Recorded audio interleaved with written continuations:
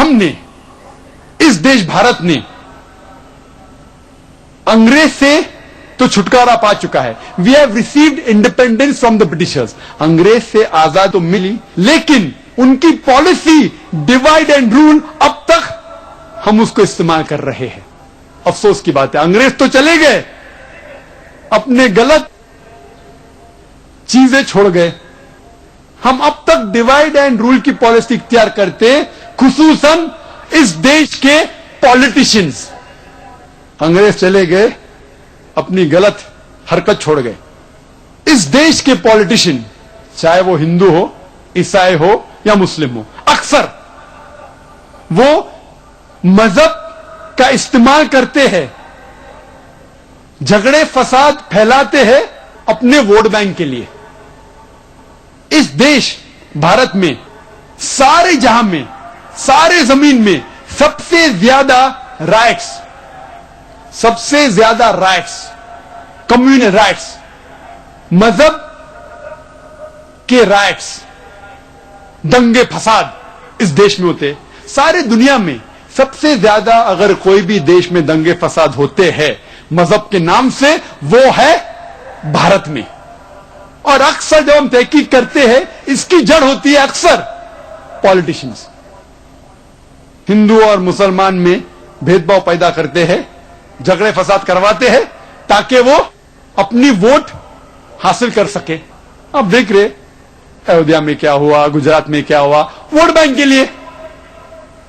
एक आदमी ने मुझसे कहा, these politicians they add fuel to the fire. ये पॉलिटिशियन लोग अंगार में ईंधन डालते हैं, तेल डालते हैं. पॉलिटिशियंस अंगार में ईंधन डालते हैं, तेल डालते हैं. मैंने कहा नहीं, मैं इस बात को नहीं मानता हूं. I don't agree. मैं ये नहीं मानता हूं. I don't agree that politicians add fuel to the fire. The politicians add fire to the fuel. Politicians आग में ईंधन नहीं डालते, ईंधन में आग डालते हैं. ईंधन के कई फायदे हैं. गाड़ी चलती है, प्लेन चलती है, फैक्ट्रियां चलती है, देश का बढ़ावा होता है. Fuel is use for good work. ये पॉलिटिशियंस इस ईंधन में आग डालते हैं और देश को बर्बाद करते हैं. अक्सर एक आर्टिकल आया था 2 साल पहले, दिसंबर के महीने में 2003 में.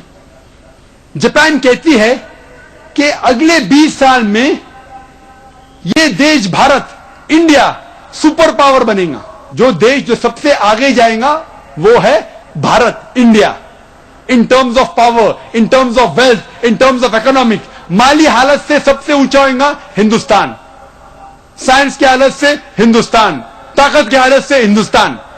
हम जानते हैं अंग्रेज आने के पहले हिंदुस्तान सारे दुनिया में सबसे अव्वल था.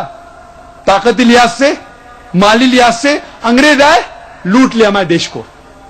मेरी दरखास्त है मेरे हिंदू भाइयों से, मेरे मुसलमान भाइयों से, मेरे पॉलिटिशियन भाइयों से कि आप अपनी मजहबी किताबों का मुताला कीजिए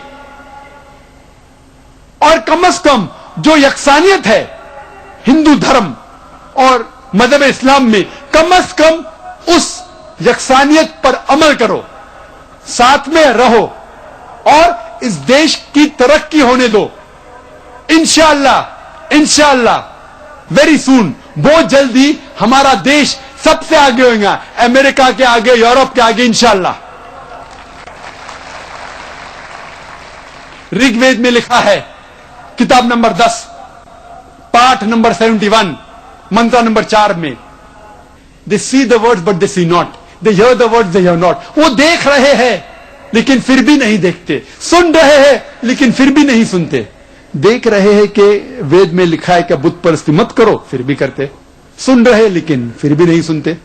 कुरान में लिखा है सूरह बकरा में, सूरह नंबर 2 आयत नंबर 18 में, सुम्मुम बुकमुन उम्युन फहुम ला यर्जुन, deaf, the dumb, the blind, they will never return to the true path. वो गूंगे, वो बहरे, वो कभी भी सीधे रास्ते पे नहीं आएंगे. अक्सर धर्म के ठेकेदार, चाहे वो हिंदू धर्म के हो, ईसाई धर्म के हो या मुस्लिम धर्म के हो, इस्लाम धर्म के हो, धर्म के ठेकेदार जो धर्म अधिकारी होते हैं, अपने धर्म के ठेकेदार, हिंदू धर्म के हो या इस्लाम मजहब के हो, वो नहीं चाहते कि उस धर्म के मानने वाले अपनी किताब पढ़े, क्योंकि अगर लोग मजहब की किताब पढ़ने लगे तो उनका खिस्सा कैसा भरेगा, वो नहीं चाहते। इसलिए मैंने एक तकरीर की, क्या कुरान को समझ के पढ़ना जरूरी है, और वहां कहा कि कुरान को समझ के पढ़ना बहुत जरूरी है। सबसे बेहतर है कि अरबी जबान हम जाने ताकि हम डायरेक्ट कुरान को समझ सके। अगर अरबी जबान नहीं जानते तो कम से कम उस जबान में कुरान का तर्जुमा पढ़ो जिस जबान में आपको महारत है। अगर आपको उर्दू जबान पे महारत है तो उर्दू में पढ़िए कुरान मजीद का तर्जुमा, अगर हिंदी जबान पे महारत है तो हिंदी में पढ़िए, मराठी जबान पे महारत है मराठी में पढ़िए, लेकिन कम से कम कुरान का तर्जुमा तो पढ़िए, फिर आपको कोई भी घुमाएगा नहीं। इसीलिए सर विलियम म्यो एक क्रिटिक है इस्लाम का, बहुत स्ट्रांग क्रिटिक, इस्लाम के खिलाफ है, इस्लाम के खिलाफ लिखता है। फिर भी उसने लिखा 200 साल पहले कि कुरान एक वाहिद किताब है, एक वाहिद मजहबी किताब है जो अब तक इसमें मिलावट नहीं है 1200 साल तक के। आज की तारीख में 1400 साल के बाद भी कुरान में जरा भी मिलावट नहीं। क्यों? एक क्रिटिक, एक इस्लाम का दुश्मन भी लिखता है। क्यों?